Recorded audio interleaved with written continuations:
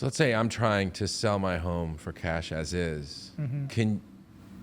Can you help me with what kind of questions should I ask investors or buyers? Sure. What's important to ask so I know that I'm doing the process correctly? Right. Yeah. Well, I mean, obviously listen to what you get a feel for who you think we are. If you think we're honest, for one. Mm-hmm. There's a little confusion in people hear cash or they hear as is, right? Mm-hmm. And honestly, there's certain things that everybody in my business is usually going to say. They're going to say, we're paying cash. They're going to say, we're buying it as is. They're going to say, we'll pay the normal closing costs.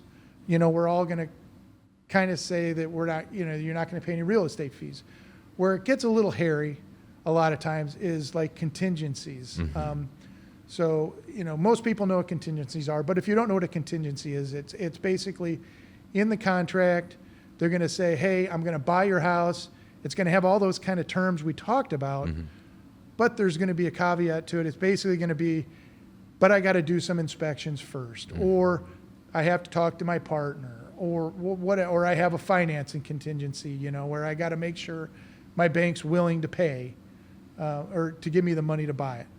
And a lot of times, unfortunately, those are used as a tool to renegotiate with that person. So they may agree to pay a certain price, and then they may have this inspector come out, and then kind of the tone changes. They're like real nice at the front end, and on the back end, they might. I had somebody did this recently, and they entered into a contract with a company that had stated this, and they basically said the tone halt changed. And like, does this really sound like the house you portrayed to us?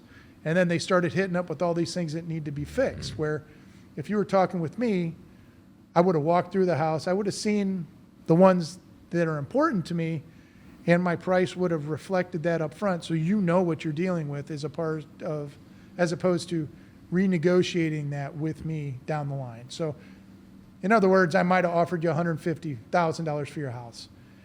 You might be planning on that money to move to another house, and within a week or two of you thinking you're going to close with me, I might come back to you and say, oh no, I got to pay $20,000 or $30,000 less.